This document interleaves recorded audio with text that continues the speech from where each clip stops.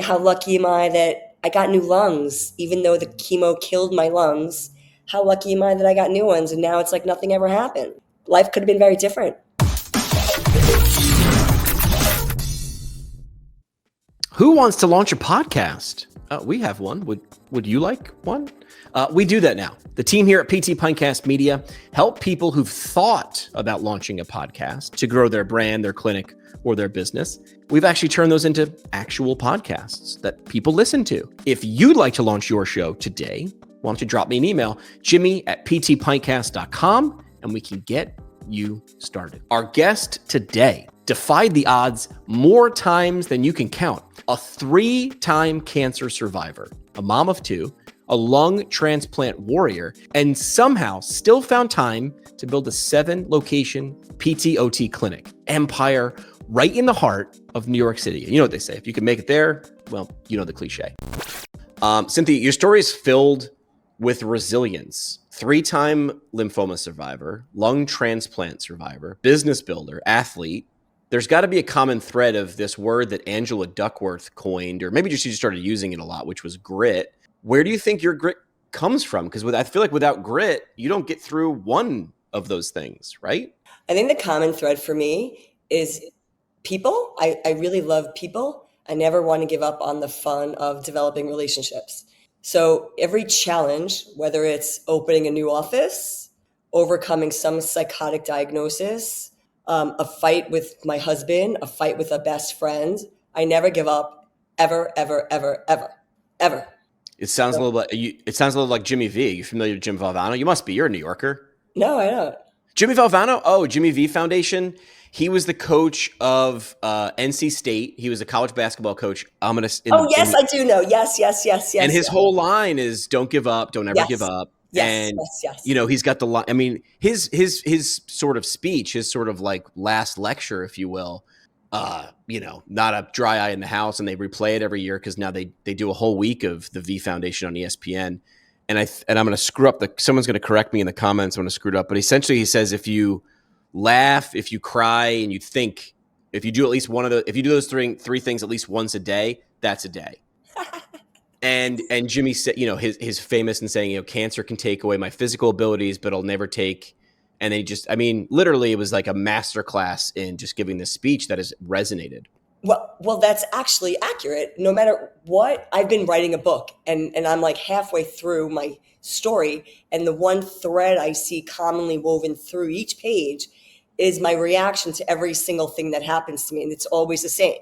Okay, I just got to get through this and I'll be fine tomorrow. Get through this, I'll figure it out. Like no matter what obstacle. The first time I opened a second office, it turned into disaster. I didn't set it up right. I didn't create a good partnership with the person I was doing it with, and it turned into a disaster. But 2 weeks later, I was like, now I'm going to open a second office, even better, way different, with a better structure. So every time I'm handed an obstacle, I just figure out the way easiest through it or around it or over it. But I don't know. I don't know what gave me that grit. I just love a challenge. I love coming to the other side. Like anything, did you ever climb a mountain or a hike up or climb a bike up a hill? You get to that apex. It's like, that feeling, that endorphin run, it's equal across everything. Finishing each cancer treatment, succeeding after 4 or 5 months of opening a new office and seeing it even out. The money in your bank account, you're in the black, not in the red anymore. Those feelings are the same. The success, the joy, I don't know, but it's definitely across every obstacle.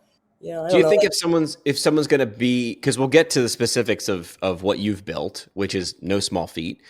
Do you think grit and that attitude is mandatory, or is it nice to have or need to have if someone's going to open something? Because now there's no one above you and look at the blue sky, but like now there's no safety net. So do you think that sort of attitude is nice to have or need to have? So interesting. You said the no safety net. So when I was 26, my father died very suddenly. And so my safety net, like a tablecloth off of a table, was pulled off. And you're definitely unbalanced, unmoored. And I'm not sure if I'm successful because of that or in spite of it, but it certainly shifted my mindset. I had no one to call and say, I need a little this. I need a Yeah. little this. It was gone. And I had to like sink or swim. And I did start my first practice at 29, Wow. which was a year after I finished chemo and was 2 years after my father died. He died on the week I was turning 27. So it was like 2 years later. And there was this sense of, this is it, Cynthia, sink or swim, get going. Like I started my first company with a platinum Amex card with $10,000. I bought one high-low table, one ultrasound machine, that mirror with the weights on the side and the hanging Everybody has strap. one of those. Yeah, yeah, yeah. Yeah, we actually just got rid of it 25 years later, 2 weeks ago. They were like, this is really gross. We don't like this thing. I'm like, okay, throw it out. It's that mirror on wheels with the pegboards on the side, and then you can hang the ankle Exactly. weights and everything on it. Yeah, it actually doubled as a door to my office, my first There you office, go. because Wow. the door was taking up too much space, and I had it was like a 15 by 12 in Manhattan, a small office within an office. And I just grinded, and it was so much fun. By the time I looked up, there was money in my checking account, and I couldn't believe it. I did it literally with no money from anybody. I just grinded, and then all of a sudden, I had a little business, and I took my own space next door, and I slowly grew. And about a year, like right after I took that new office, I hired a receptionist, and then I got diagnosed the second time, and I had to like decide how I was going to get treated. And that was one of the first pivotal moments of my life. I was 31, I was single, and I relapsed. And when you get relapsed with Hodgkin's, you have to do a stem cell transplant. But if you do a stem cell transplant at 31, it kicks you into menopause and you become infertile. And I Wow. knew I wanted a family. And so this was one of the first signs of grit I recognized in myself, because when the doctor told me you might never have kids, no, she said you'll never have your own kids. I didn't really like that. And so I pivoted to another doctor, and he's like, I think because you've been in remission 3 years, we can save you if we just do chemo and radiation and hold off on the transplant. We didn't try radiation with you. I think you'll be cured if we add this modality with RT, radiation therapy. And so I took a deep breath, and it was kind of a risk, but I was like, yeah, it'll be fine. We'll be fine. And I did that, and I had chemo on Fridays, so I treated patients Monday through Thursday and Friday morning until 12. I went in for chemo at 1, and then I'd be back at work Monday morning. And the first 2 or 3 months you're okay, but then it definitely starts getting worse and worse. And I remember taking naps at work and like vomiting between patients, or GI distress was seriously a problem.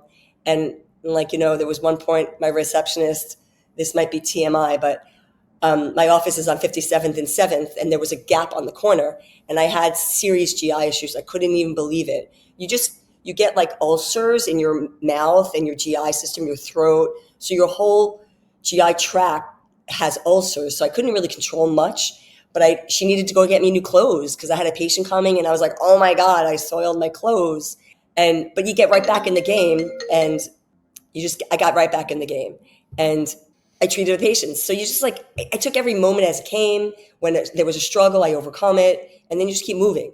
And I had to shake it off. You kind of get like, there's this feeling of outer body control, but you have your mind and your grit, and you just say, just get through this, you'll be fine. Just get through this, you'll be fine. And that's always my mantra. And I did. I treated my patients. I got through the day, and each day was like a triumph. And then it was over. And I went back to work like hardcore, and I started doing 100-mile bike rides. And I actually did a 100-mile bike ride a week after that episode, a week after Wow. radiation. And I couldn't believe it. I did it. I was already part of the organization, and I was fundraising for the Leukemia and Lymphoma Society. And because I was part of the organization, when I got diagnosed with a relapse, I was like, what am I going to drop out now? I'm Yeah. like, I don't know. I'm not going to drop out. I'm fine. And I started training with the team. And it was so interesting because as a PT, you watch everybody's form, you watch everybody on the bike. And I didn't define myself as a cancer patient. I was a PT who was getting through this. And I was a 31-year-old single New Yorker living on the Upper East Side working every day. And this was just like a sort of bump in the road to me. But I took that opportunity and it helped my practice thrive because everybody doing a 100-mile bike ride and doing marathons and tries who were in that world with me needed PT. And they all started coming to me and they all started coming to my practice. And the second I finished treatment and I finished that 100-mile bike ride, a week after that radiation treatment and chemo, I felt like a new woman. I was like, okay, bring it on. Now give me a challenge. And I wanted to do triathlons. And patients came, and I wasn't sure if patients were coming because of my energy or if I was a great healer, which I think I really am. I have great manual skills, but I give something more than just physical. I give a sense of hope. And I do think I have a gift of healing energy. You know, you come in and the patient's nervous system is all wired crazy, but you can put your hands on them and just calm them down. And I definitely grew that gift through my treatments, sensing what people needed, sensing what I needed. And as soon as I got back to treatment, I needed a full-time PT. And I hired this guy, Lou Ezrick, who is now like, we're joining forces a little bit, and it's extraordinary. And we're back in connection after 20 years. And we grew the practice crazy in 3 years. And poor Lou. Yeah, anyway, that's part of my story. And yeah, it's been a common thread to like have a challenge, overcome it, and keep going. And there's many forms of grit. It can come in work. It can come with family. It can come with personal, physical challenges. Sure. Mine seem to have come in all different ways. Are you still staying late just to finish your notes? Aphelis Scribe uses ambient AI to auto-generate documentation, so your notes are done before you leave the room. You want to see how it works? Email me now at jimmy@ptpintcast.com. I'll give you a quick demo. Well, first of all, I didn't realize that we were Team and Training alums, so go team. Oh, yeah. What did you do? I cheated, right? Because the idea with Team and Training, which everybody should do, in my opinion, if you want to do an endurance race, you 100%. fundraise for Team and Training, right? For the Leukemia Lymphoma Society. It's a great cause. And it got you into some really great races. And then the training, they're not just like, hey, give us some money, we'll get you into a race. They train you. So I started cheating, because I ran a radio station. So in Northeast Pennsylvania, I'd go on the radio and be like, hey, everybody, I'm doing this race. Give me $5. And I'd be done my fundraising in like a week, because I'd make a whole thing of it. You know what I mean? Like, hey, we're doing this. You got that personality. Yeah. And that was fun. And then, as an athlete, I probably did 5 or 6 events. And then What kind of events? Which ones? The big one was Timberman. Oh, wow. That's a good one. Which was a half Ironman in Lake Winnipesaukee, New Hampshire. And then I did a couple Olympic tries in Northeast Pennsylvania or that area. Loved it. Then when I went to grad school, my advisor, and now one of my closest friends, Sky Donovan, she was a coach, and she's like, I'm a coach in DC. It was like a hard team to get on, right? And she's like, I'll get you in as a coach. And so we did we did not the try, but we did running in DC. For Team and Training? For Team and Training. That's so great. So I got to be, I'm not only a participant, but I'm also, and that's the fun part is like, because now you cohort people who are like, I don't know what I'm doing here. I'm not a runner. Or then you got people who are super runners and you're like, we're a team. We're going to figure it out. And then you got to do the fundraising part together and the race. And there's always a bunch of tears. And it's a great thing to do, in my opinion. I mean, truthfully, Jimmy, it really did help shape how I built my practice, because I segued from Century to doing both. I would do a Century try. There was one year I did 7 events, and I was so fierce in like the cycling, it made the tries so easy. Oh, yeah. So like if you're training for a 100-mile bike ride, then you backtrack and just do 25, you coast.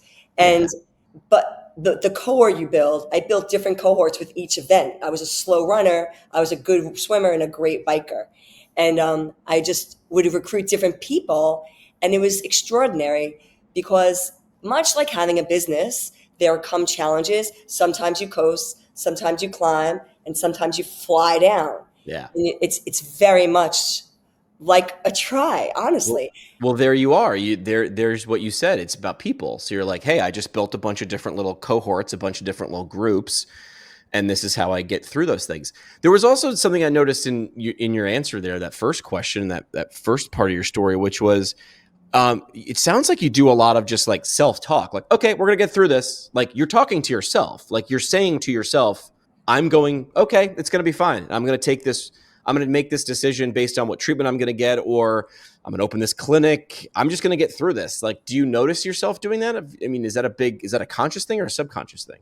No, The I way don't you're know. looking now, you're like, I'm guessing subconscious because you're sort of looking like, huh, Yeah, I don't know. I just do it. It's a coping skill, like sure.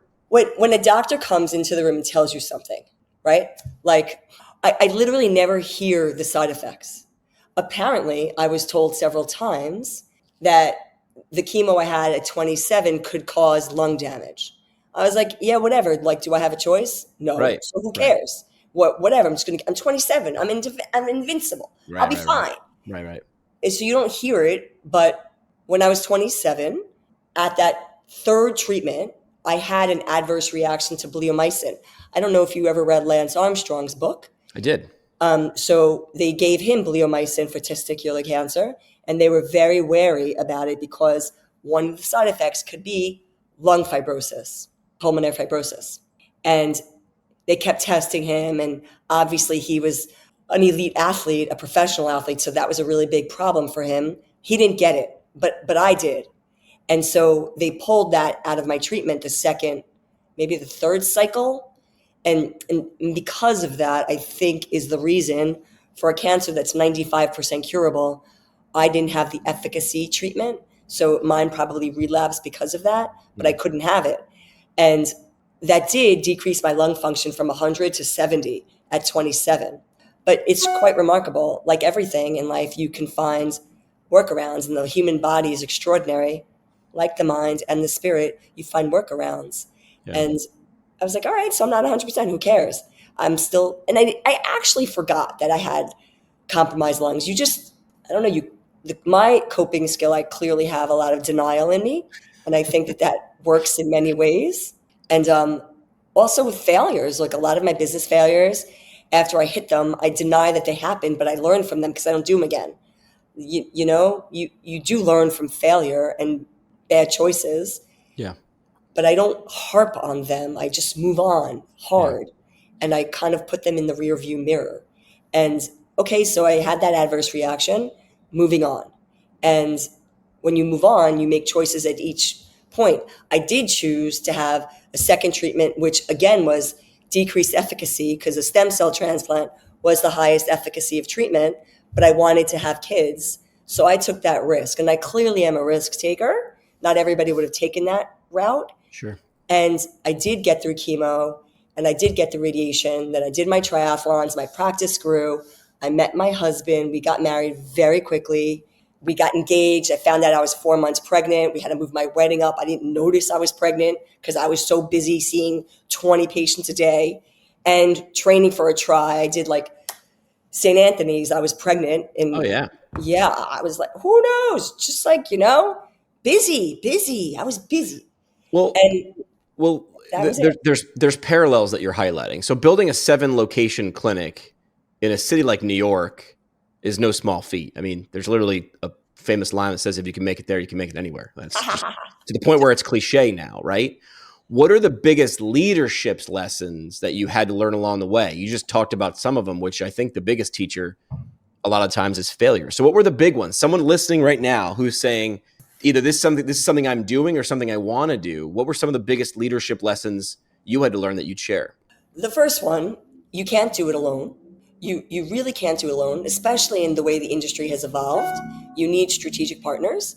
And I think building the right team, my first failure was not recognizing how to build the team and not fleshing it out from A to B. I think I was, like I do often, I do things too quickly, impulsively. Ready, And I fire, learned aim. from it. Say that again? Ready, fire, aim. Really, maybe not even Yeah. aim, just fire, skip the aim. But I've learned. I was 37 when I did that. Now I'm 52. So I've learned a lot. And I've structured it differently now. I Good. have equity partners in every location. And we've become a really tight-knit leadership executive team. And I think that was the biggest lesson for launching a larger sort of scale practice, to be able to scale. the other lesson I've learned is listening is so important, Yeah. and leading with integrity and intention. And COVID, I think, gave every leader a really big challenge. I didn't have the opportunity or the luxury of talking to people and other practices about what they were going to do, but I had a team of like 44 at the time. And I knew 2019 had been a very successful year. Like most practices in the city, we really had a good year. And when COVID hit, I had just come off the heels of taking my team to the Bahamas for a celebratory year because we did so well. The whole team and their partners and their kids, we went like 60, 70 people to the Bahamas, to the Atlantis. And then COVID came, and I knew that I had to take care of my team. And I knew right away, this is before PPP came out. This is before we knew we were going to have a lifeline. I would tip into my line of credit and take care of everybody, and we would figure it out as we go. And I think because we did that team building event, I had a lot of buy-in from my team already. And when I didn't let anybody go, there was more buy-in. And so we pivoted really strongly towards telehealth.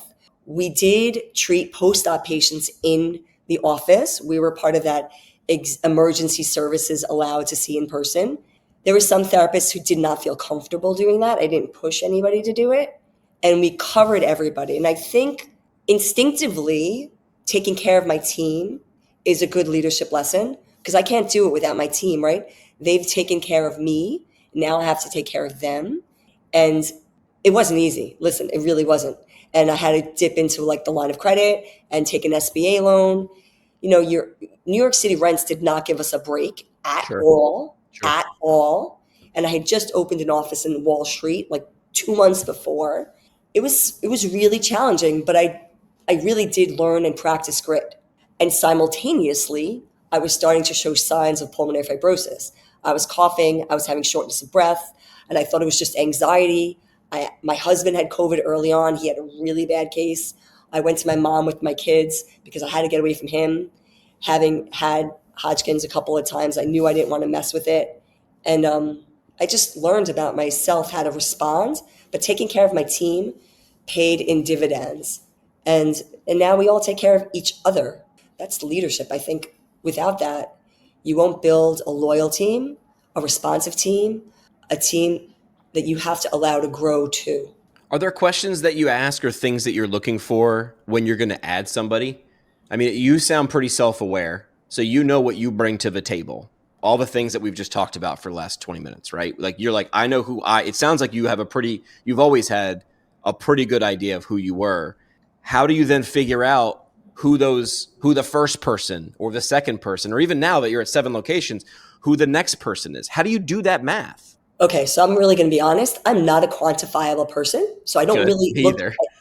Yeah, I can sense. When I say math, what I mean is like not math. Like, how do you do that? Who am I going to add? Calculation. I know this is such bad advice, but a lot of it is feeling. It's okay. Feeling. You know, it's sort of like someone who has that natural grit, someone who really cares. And we were just on a staff meeting, a leadership meeting earlier, and we struggle with the younger generation because they don't have those same expectations of professional development. They want everything, they want mentorship handed to them. They want facts handed to them. And I went to a program that was problem-based learning. And where was that? Where'd you go? I went to Nova Southeastern in Fort Lauderdale, in Florida, Davie. And my year, it was a problem-based learning program. Same. They gave us case study. You did? You had that? PBL, yeah, in Marymount, in Arlington. Yep, same. Wow. It doesn't really exist anymore. I don't know how it is in Marymount, but for me and my personality, it was the best fit. It allowed me to develop my own critical thinking, the way I learn. I'm not a didactic learner. I'm not a math person. Yeah, I know you I can sense that. I'm just like, let me figure it out. Listen, jump in. We'll figure. How are you going to swim? I don't know. Jump in the deep end. Let's go. Exactly. I mean, again, similar to like tries, I got in that pool and I couldn't swim 5 strokes. I was like, how am I going to do a triathlon? And like you learn slow and steady and never give up. Follow the people at the feet in front of you. And that's very much what I've done. And I think That's part of it, right? How about people right now? How about physical therapists, or we'll just say healthcare providers in general, who are like, okay, like a business is something I keep seeing it, but you can't go for, on LinkedIn for more than 10 minutes. You can't go to a conference without hearing all the cool different ways people are actually able to do this. I don't know that it existed 25 years ago, right? There was just a couple different ways. And now there's the pathways, and now that can be overwhelming. So if you were mentoring, and I don't know if this is a good question to ask or a bad question to ask, but if you were going to mentor the 27-year-old version of yourself, but now set yourself at 27 in 2025, who are struggling right now, what would you tell her? First of all, they do have so much input coming at them. It's a lot. I think you have to pick your lane first. Become an expert in something, one thing, and then expand. So I was an expert in manual care, and I was like sort of very focused on energy. I took all the courses at IPA. I took all the courses at Michigan State. And then from there, I felt my confidence build. And then I got people on my team that did different things. So now we are expanding into telehealth. We're expanding, obviously, pelvic floor and performance training. But I'm not doing that. My expert partners are, So I think you have to pick your lane. And from there, develop your leadership skills, develop your strategy. If you want to do a cash-based business, that's great. If you want to scale and be large and have an exit strategy, you obviously have to find an in-network path, because you can't scale unless you're in-network. And other companies in New York have found ways to scale in-network by negotiating or figuring out ways to get in-network, different paths of doing that. And I think that that's very hard as a single practitioner. Sure. But that's going to be integral into the kind of growth you want. So if you want to do a cash-based business, great. But that's not a very scalable business, right? You can't go nationwide with a cash-based business. Telehealth is a whole nother ball game. You want to go into the tech portion of PT. That's not my thing, but that's an avenue. You have to pick a lane, develop your lane. I can see how it's like all over the place for some people, but like you found your niche. You're a communicator, right? So you didn't treat, you developed this, and your focus is on PTs, which has a lot to offer in real life anyway. Every practice is a business, and you have lines of service and different specialties. I think you have to find your talent. Scott Galloway talks about this a lot. Don't follow your passion, follow your talent. Right. And then do your passion once you make money, It's easier to get through. Seth Godin calls it the dip. Like, I don't care what you're doing. Because people found out I used to run radio stations, like, coolest job ever. And it was. There was a job, though, and there were some sucky parts. But if I didn't love the rest of it, getting through that sucky part, he calls it the dip, gets a lot easier when the rest of the dip, the opposite of the dip, is something you like to do. And you're able to say to yourself, similarly to that you did repeatedly during this episode, I'll just figure it out. I'll get through it. So I recognize that this is a moment and this sucks, but it's not going to suck forever. It's kind of like, I'm sorry to use this analogy again, climbing the hill sucks. It sucks. I hate climbing. But once I get to the top, I get into that third position and I go 27, 30, 31 miles an hour. I just duck and tighten in and I'm flying. And I was riding one time with an orthopedist who was freaking out. He flew by me on the uphill and I flew by him on the downhill. He was like, Cynthia! He was like, what if I break my hands? I'm like, you'll be fine. Whether you're a solo PT or running multiple clinics, Empower EMR grows with you. It's flexible, cloud-based, and actually easy to use. See it in action at empoweremr.com. Although Lance Armstrong did say in his book, he used to race like that. He used to be fearless on the downhill. And he said he got advice or figured this advice out. And his line was, you're not going to lose. You're not going to win a race of a downhill, but you sure could lose one. But that's where he doubled down. That's why he became one of the best climbers ever. Right. I mean, I guess the cheating probably helped a little bit, but he still had to do it. Right. That guy broke my heart. Lance Armstrong broke my heart. I know. But he still had to do it. Right. So I think the lessons that he shared still resonated with. Same thing. I was learning how to really ride, and I was living in Pennsylvania, and I was in the Poconos. There were some hills there. Yeah. And a guy that was a couple years older than me who had done races before me would watch me, young me, be like, watch this. I'm going to fly up the uphill. And he would just drop a gear and he would catch up to me at the top, and I'm panting and I'm out of gas. And he's like, hey, you beat me by about 30 seconds there. And I go, yeah. And he goes, but you're wasted. And I'm like, but I still want it. He goes, but this isn't the end. And I was like, yeah, I got lesson taught. I got it. Like, understand what the purpose of this segment of your life or this race is actually supposed to do. And that can be a parallel to starting a practice. You don't want to burn out in the beginning and then fail because you go hard on one and investing. I I mean, I hear of stories where people take lines of credit out to start a new practice, then open quickly a second and third, and then you have so much debt on your books. I've never built a practice like that. I've always started small and grew organically. I don't have any debt on my books, and I think that that's an important lesson too. I mean, I know obviously business can have debt depending on how much you're making and what your next move is going to be. And as I continue to scale, I think about those things differently now. Um, but I think that that's a big burden. And I think even though money can be cheap, you have to really be careful how you leverage your business, Yeah. especially as you start. You know, So we're so talk about this process of writing a book. There's got to be a reason you're doing it. Like, it's not. I get really. I'm sort of proud of myself when I read a book. So never mind write a book. So why decide to do it? And you said you're halfway done. How's the process? the process has been very therapeutic. Good. I Okay, good. I tend to not focus on things when I'm going through them because I kind of run through them. And I am 2 years post a double lung transplant, and we talked about a little bit. I also, after I had my son, I relapsed a third time and had a stem cell transplant when I was 35, and that I don't think I processed a lot because I was so busy living. I didn't want to waste time. Um, it's giving me a chance to sort of recognize my patterns and my choices that have all been very similar to get through things, the positivity that's woven through every single day of my life, no matter, you make me cry.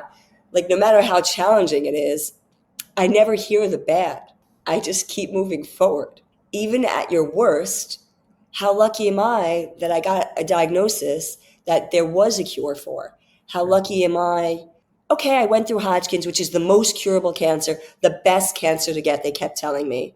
How lucky was I to get that? And even though I had it 3 times, how lucky was I to have dividends from that risk I took not doing the stem cell transplant the second time? I had my son, who's a carbon copy of me, for better or worse.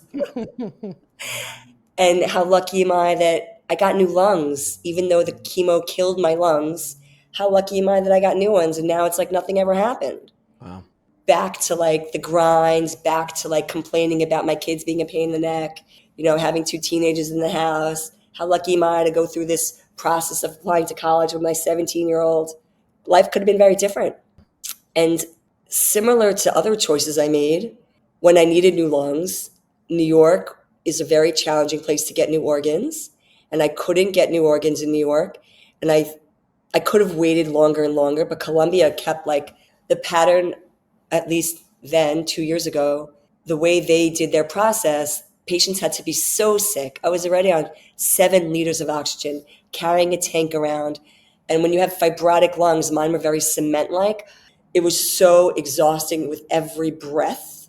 It was physically trying to and I was thinking about every cycle pedal, every run up a hill, like expand the lungs. So I made a choice to go look for lungs anywhere I could get them. And I went down to Duke and I got lungs in 2 weeks. Wow. And I left my kids home with my mom and friends, and my husband and I went down to Duke for 3 months, 4 months, got lungs, came back, and like living life. So like making choices, even though they might be hard, you just got to do them. It might be hard, but do what you got to do and move on. Don't harp on it. Don't debate. I couldn't have a second kid naturally, so I had an egg donor. No big deal. Have an egg donor, move on. Have a kid, move on. I don't know. I don't focus on the negative. I just like, okay, that's the issue. Let's fix it. What's the problem? Solve the problem. Move on. Also, with any problem in business, you have problems. This therapist isn't working. Why? Can you fix it? Can you work on it? Can you mentor them? If not, move on. Let them go. That saying of hire slowly, fire quickly is right. So all of the things that have helped me in my life are the same that have helped me through business. I got a strategy for your book release. Oh yeah? This is free. Okay. I think what's the expected date of the book release, and what's the title? Do you have the title yet? Moxie, and then like a sub-release, but Moxie. Okay. And when is this? I think I should be finished with the chapters probably in like 3 months. I'm about like 2 months, probably by the middle of summer, and then probably a launch date a year from then. Okay. I'm working with a writing coach, and she's a very successful writer. So she's been extraordinary helping me strategize. And So here's what you do every morning. In the week or two leading up, you just get on any platform and go live and just tell us pick one story, because no one's going to tell it better than you, and your voice and your way of doing it is, I mean, there's some people who are going to go, this isn't my story. Good. But the people that will be like, that's it, will be like, I need to hear more of this person. So I think you turn a camera on, don't worry about lighting, microphones, coaching. Today I'm good, and it might be 5 minutes, but it might be 55 minutes. That's it. okay. That's what, if I saw that, if I tripped across you doing this 3 times, I'd be like, I feel like I owe her to buy the book. Jimmy, we're gonna stay in touch. Yeah, let's do that. I think what's my why of doing this book? I think I can help people overcome very big challenges. Sure. Health wise, and whether it's infertility, cancer, obviously organ transplant, I think I can help them. And I think. So you're only picking the small things really that you're going to help people with, right? Yeah. But those are huge things that could cripple anybody else. And I think a real story of hearing someone who's done it is really powerful. It's so hard for me because I feel like it's no big deal. Like this has been my life. So when someone here, it's just been my life. And it does, I know when you say it like that, I realize maybe it's not really a lot of people, I guess. Yeah. I don't know. It's kind of crazy, but yes, it's just my everyday, right? It's just been my normal, and my normal has become somebody else's extraordinary, but it's just my normal. And if you can make like big things normal, it's easier to overcome. Sure. Yeah. Like don't think about it. It's such a big deal. Yeah, the first time you ride 50 miles on a bike, it's, oh my gosh, I can't believe it. Then you do 75, and now doing 50 is no big deal. I know, but you have to have the boldness. You have to say, what's 3 miles down the road? What's 3 miles down the road? And then the next thing you know, your needle doesn't stop there, and it goes further. But to hear someone else doing it first, that's the whole Roger Bannister thing, right? The 4-minute mile was impossible, and then he did it, and then 20, I don't forget the number, but 20 people did it within a year. It was impossible. This was physically impossible in the world. And then one dude did it, and then a bunch of people did it. Do you remember I remember doing those long rides and coming home and passing out on my couch? And then all of a sudden, 65 miles was no big deal. I was riding the Bear Mountain on a Saturday from 65th and 1st. It became nothing. And now, holy crap, doing 2 loops around Central Park, I'd be wiped out. So physical things are one. I'll give you an example of a story, and I forget where I heard this, but this is more psychological and nervous system. So you know those big suits that they put like police academy guys in, and they can get bit by this German Shepherd, but it won't hurt them. You get in the helmet and the suit. So that somebody did a while ago, this is a long time ago, they put heart rate monitors on them. So they put this police academy recruit. He's probably 19 years old, right? He doesn't even have facial hair yet. They put him in the suit. They put heart rate monitors on him. They get the German Shepherd all riled up, and his heart rate goes up to 200, right? They let the dog loose, and his heart rate goes up to 200. They get the dog away. They take the dog out of the room. They calm the guy down. His heart rate goes back to normal. Okay. We're gonna do it again. And he's like, okay. They get the dog all riled up. Come on, Cujo, sick. The guy's, they sick him. He's got his jaws sunk into him. His heart rate goes back up. It spikes. It goes through the roof again. And then they pull the dog away. But his heart rate only went to 185. You acclimate. And then he did it again, and it went up, and it was 175. And this is why people are able to climb towers and fix antennas. I'm sure the first time they did it, or anything. Like, I'm sure your 7th clinic wasn't easier to do. In fact, it was probably harder because there was a more crowded market. It was later on. It was, right? This never gets easier. But your heart rate wasn't spiking because you're like, I've seen this before. That's the thing. The guy is like, I've seen the German Shepherd. It's not going to hurt me. I know it's scary. I'm supposed to react, but I'm just not going to. But that's exactly why it's like, it's not really that big a deal. You just get through it. Now? Yeah. So, when you're getting lungs or organs, they call you and they have to, while they're harvesting the organs, they prep you. But the organs aren't always good but you have to get prepped in case they are Oh, good. anyway. Okay. So you go in, you're pre-op. Like, I mean, I have some funny stories. I'm not, but maybe the next podcast. There's your live stream to promote your book. That's where those funny stories come out. I mean, they're funny. But you have to go in pre-op, and then you have to wait like 4, 5, 6 hours, and then Wow. they send you home.